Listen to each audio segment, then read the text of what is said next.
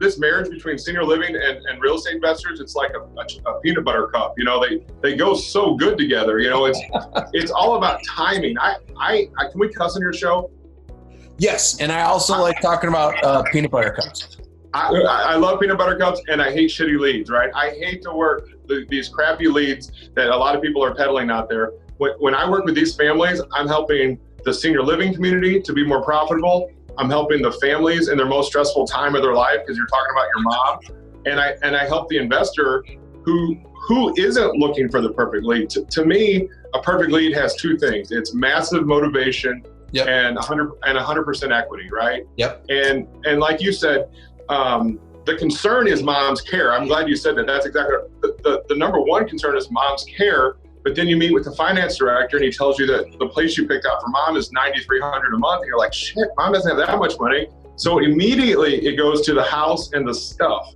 So I've been doing this since 2011, and I've been keeping this a secret since 2011 because I didn't want anybody else to fish in my pond because they're that good of leads. And so now with me building out a nationwide network of lead sources in the senior living industry, now I have to work with the best of the best in every city. And so my goal is to find people that have integrity and give a crap about people. I consider this mom's house project that I'm doing as the anti-iBuyer. Everybody's iBuyer. We're the anti-iBuyer because there's so much other stuff that goes into it, from the hand holding to the logistics of the stuff, working with Medicaid, working with private pay. And so I consider myself an expert in this space because I've been doing it since 2011 with really great success. No, that's awesome, man. And, I'll definitely probably be able to learn a few things from you on this episode. I haven't been doing it nearly as long. Now, we've been in the probates and trusts and wills and all that kind of stuff when somebody's already gone. Yeah. But what we've really liked about this is, maybe mom needs some help. Dad just passed away.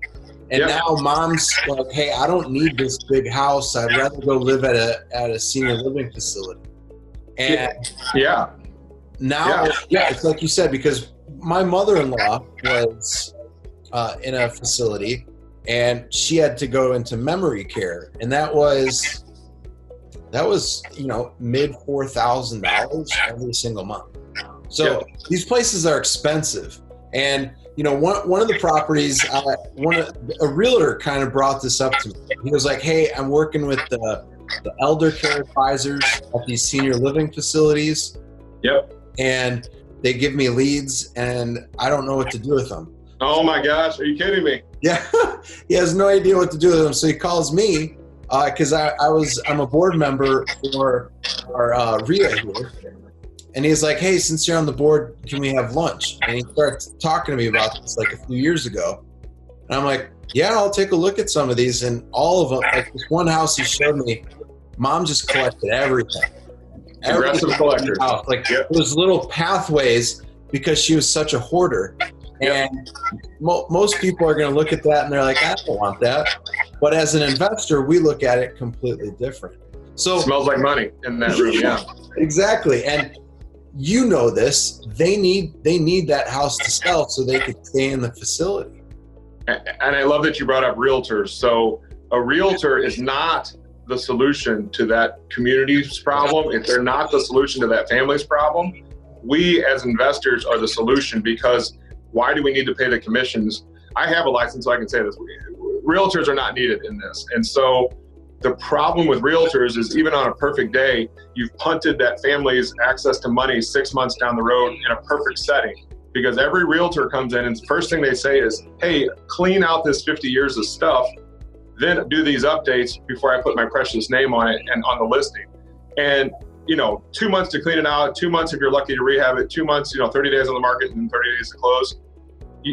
This family hasn't touched their money, hasn't gotten their equity out in 6 months, and it's a giant burden. When investors, what can we do? We can close in 10 days, right? We can buy it as is. Take your heirlooms out of there and we'll take the rest. And so you provide yourself as a solution for the family and the senior living community, and it's peanut butter cups. I love that.